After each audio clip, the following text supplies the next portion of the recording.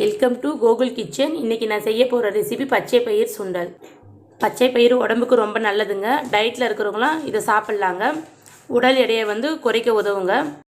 பச்சை பயிர் 2 மணி நேரம் ஊற வச்சு எடுத்துருக்கேங்க. இப்போ குக்கரில் போட்டு 3 விசில் வர வச்சுக்கலாங்க. வாங்க எப்படி செய்யலான்னு பார்க்கலாம். 3/4 கப் அளவுக்கு பச்சை பயிர் எடுத்துருக்கேங்க. 2 கப் அளவு தண்ணி சேர்த்துக்கிறேங்க. கொஞ்சம் அதிகமாக இருந்தாலும் பரவாயில்லைங்க தண்ணி.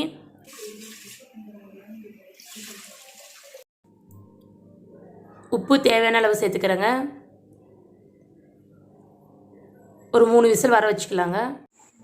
3 விசில் வந்துடுச்சுங்க. இப்போ தாளிச்சிக்கலாங்க. எண்ணெய் 1.5 ஸ்பூன் ஊற்றிக்கிறேங்க. கடுகு 1/4 ஸ்பூன். உளுந்து கொஞ்சமாக சேர்த்துக்கிறேங்க. சுண்டல் சாப்பிடும்போது நல்லா இருக்குங்க உளுந்தோட டேஸ்ட்டு. சீரகம் ஒரு 1/4 ஸ்பூன். 2 பல் பூண்டு பொடிசாக கட் பண்ணி வச்சுருக்கேங்க. இஞ்சி சின்ன துண்டு பொடிசாக கட் பண்ணியிருக்கேன். பச்சை மிளகா 2ங்க. இப்போ 3ஐயும் சேர்த்துக்கலாங்க. இஞ்சி பூண்டு எண்ணெயில் கொஞ்சம் நேரம் வதக்கட்டேங்க.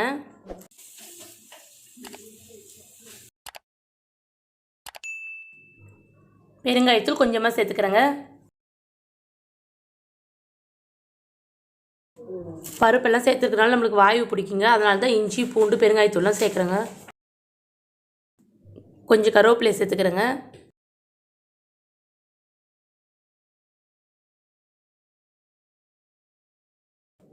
கட் பண்ணி வச்சுருக்க மல்லித்தழையை இப்போ சேர்த்துக்கலாங்க.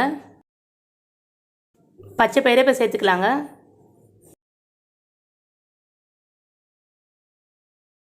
ஒரு 2 நிமிஷம் நல்லா கிண்டி விடுங்க. இஞ்சி பூண்டு உளுந்தெல்லாம் நம்மளுக்கு நல்லா இதில் கூட மிக்ஸ் ஆகி வரட்டுங்க. இப்போ உப்பெல்லாம் எதுவும் சேர்க்கலைங்க. நான் வேக வைக்கும்போது சேர்த்த உப்பு தாங்க. வேக வைக்கும்போது கல்லையில் உப்பு கம்மியாக இருந்துச்சுன்னா இப்போ கொஞ்சம் போட்டு நல்லா கிளறி விடுங்க. குழந்தைங்களுக்கு இந்த எண்ணெய் பொருள்லாம் நம்ம அதிகமாக சேர்க்கறத விட நம்ம இந்த மாதிரி சிறுதானியங்கள்லாம் வேக வச்சு கொடுக்கலாங்க. உடம்புக்கு ரொம்ப நல்லதுங்க. 2 நிமிஷம் ஆயிடுச்சுங்க. நல்லா மிக்ஸ் ஆகிடுச்சிங்க. இப்போ துருவி வச்சுருக்க தேங்காவை சேர்த்துக்கலாங்க. துருவி வச்சுருக்க தேங்காவை இப்போ சேர்த்துக்கிறேங்க. ஒரு வெங்காயம் பொடிசாக கட் பண்ணி வச்சுருக்கேங்க. மேலே தூவிக்கிறேங்க. நான் பச்சை வெங்காயமாக தூவிக்கிறேங்க. சாப்பிடும்போது நல்லாயிருக்குங்க. நீங்கள் வேணும்னா தாளிக்கும் போது கூட யூஸ் பண்ணிக்கலாங்க. இப்போ கொஞ்சம் மல்லித்தழையை தூவிக்கிறேங்க.